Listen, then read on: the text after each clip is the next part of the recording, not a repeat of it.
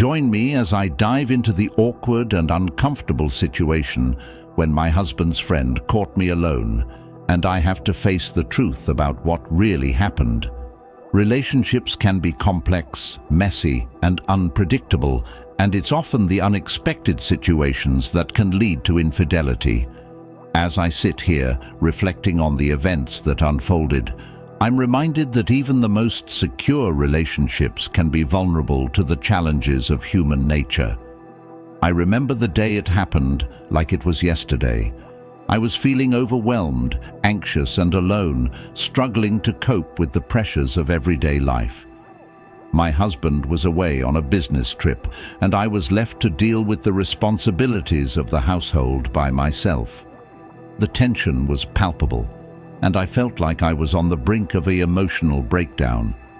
The silence in the house was deafening, and I found myself craving human interaction, longing for someone to talk to. That's when my husband's friend, who was supposed to be a trusted ally, caught me at my weakest moment. He had stopped by to check on me, but little did I know that his intentions were far from pure. As we sat down to talk, I couldn't help but feel a sense of comfort in his presence, a sense of security that I desperately needed. I confided in him, sharing my fears and insecurities, and for a moment, it felt like he understood me. But as the conversation went on, I began to realize that he was taking advantage of my vulnerability, that his words of comfort were laced with ulterior motives. I felt a pang of guilt, a sense of unease that I couldn't shake off, as I realized that I had let my guard down, and now I was in a precarious situation.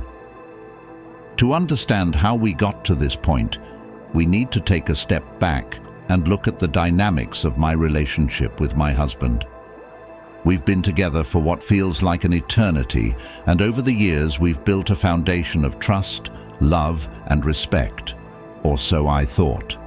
Looking back, I realize that we've been coasting on autopilot, going through the motions of daily life without really connecting, without really talking. My husband's friend had been a part of our lives for a while, and I thought he was a good guy, someone who genuinely cared about us. But as I got to know him better, I started to notice the subtle differences in his behavior, the way he would glance at me, the way he would touch my arm when we talked.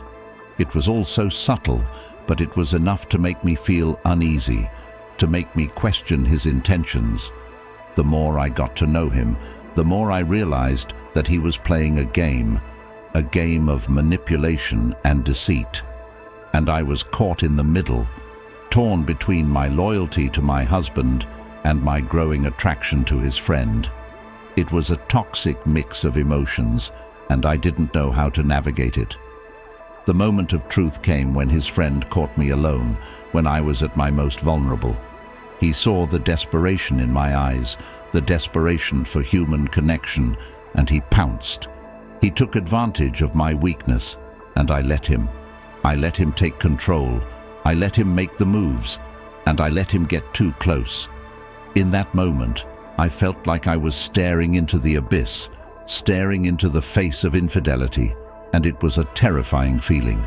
It was like I was living someone else's life, like I was trapped in a nightmare that I couldn't wake up from. The emotions that followed were intense, overwhelming and all-consuming. Guilt, shame, anger and fear.